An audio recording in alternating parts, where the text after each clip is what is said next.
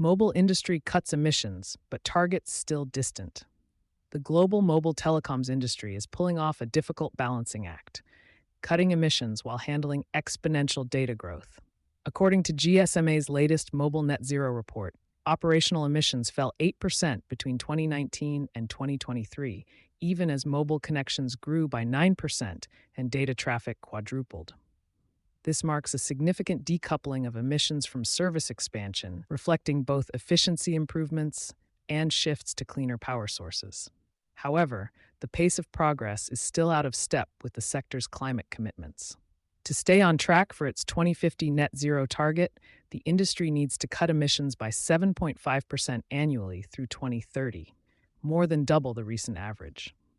Preliminary 2024 data offers some encouragement, showing a 4.5% drop in operational emissions. But that's still not enough to bridge the gap between ambition and action. While industry-wide coordination is strengthening, 77 operators now participate in GSMA's Climate Action Task Force, covering 80% of global connections. Translating commitments into meaningful system-wide reductions remains a challenge. Regional leaders and device circularity drive change. European operators have led the way, slashing operational emissions by 56% since 2019, followed by 44% in North America and 36% in Latin America. The improvement is tied closely to increased use of renewable energy. Among operators reporting to the Carbon Disclosure Project, 37% of electricity now comes from renewables, up from just 13% 4 years ago. These shifts avoided 16 million tons of emissions. In China, the world's largest mobile market with over 1 billion 5G connections, a turnaround is emerging. After emissions rose 7% between 2019 and 2023, early 2024 data shows a 4% decline.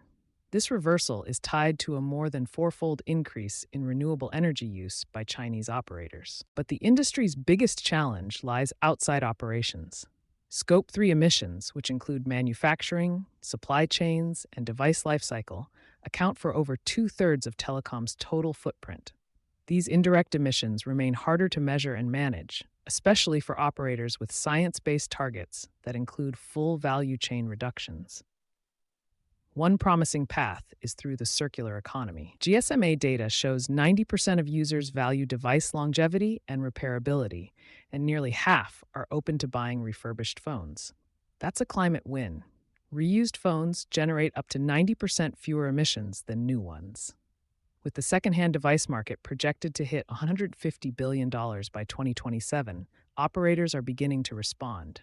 Refurbished phones are now a growing part of business models, helping telcos reduce environmental impact while offering more affordable options to consumers. You've been listening to Sustainability Soundbites from E+E Leader.